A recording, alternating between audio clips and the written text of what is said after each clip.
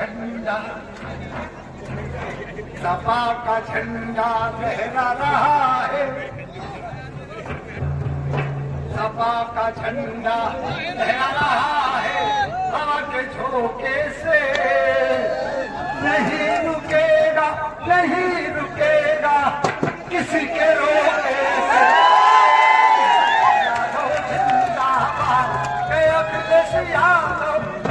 भैया साहब बहुत बहुत धन्यवाद। मानी जी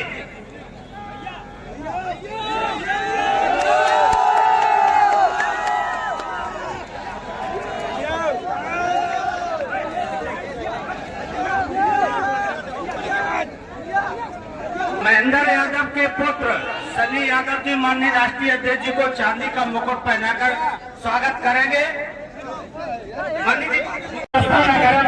जब से ये बाईपास अगर बन जाएगा तो सुविधा मिल जाएगी।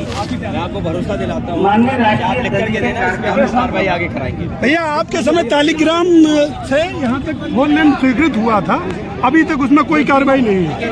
बीजेपी ने विकास रोका है।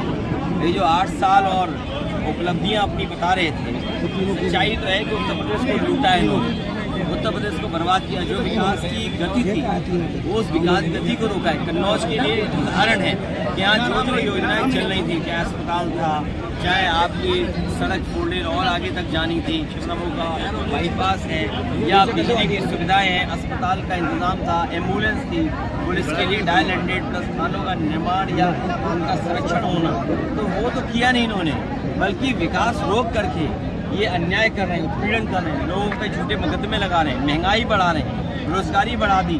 और सुनने में आ रहा है कि सबसे बड़ी भूमाफिया पार्टी बनकर के अगर कोई आई है तो भारतीय जनता पार्टी। यहाँ भी चाहे तालाब हो तो वो कब्जा कर ले रहे हैं, आपके जमीनें किसी की हो वो कब्जा कर ले रहे हैं, चकबंदी से, जिससे कि अपने लोगों को लाभ पहुँचा दें, इसलिए चकबंदी में नियम अनुसार और न्याय अनुसार नहीं करा। ससैया अस्पताल बना था लेकिन पूरी तरीके दुर्दशा का शिकार है। ये डॉक्टर और दवाई तब आएगी जब भारतीय जनता पार्टी की सरकार चली जाएगी। भैया एक सेकंड परिवारों के बीच सबसे सुरक्षित रहेगा, ये कहना है उनका। ये मुस्लिम परिवारों के बीच हिंदू परिवार सुरक्षित रह सकता है। ये भारतीय जनता पार्टी के लोग जानबूझ करके इस तरह की भावना पैदा करना चाहते हैं। उनसे पूछिए कि नवरात्र शुरू होने जा रहे हैं, तब एक बोतल और के संग एक बोतल क्यों फ्री दे रहे हो?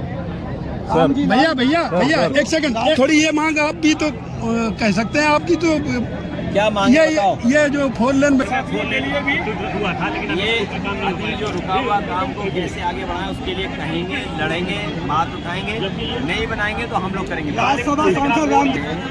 ये भारतीय जनता पार्टी ने जो संस्कृति शुरू की है कि पुरानी बातों को कहें, पुरानी बातों से कहीं न कहीं अपने हिसाब से इतिहास को पढ़ें, इतिहास को बताएं।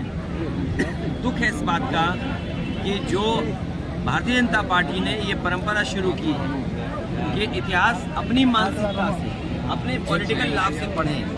उसी में बहुत सारे लोग कह रहे हैं कि पुरानी इतिहास की किताबें जो उठाई हैं, मान लो गूगल आप कर लें, क्या क्या इतिहास लिखा हुआ है, यूट्यूब आप उठा लें, क्या क्या इतिहास लिखा है। ये तो सरकार की जिम्मेदारी बनती है, और ये सरकार तो वो है जो नाम बदलती है, इतिहास बदलती है।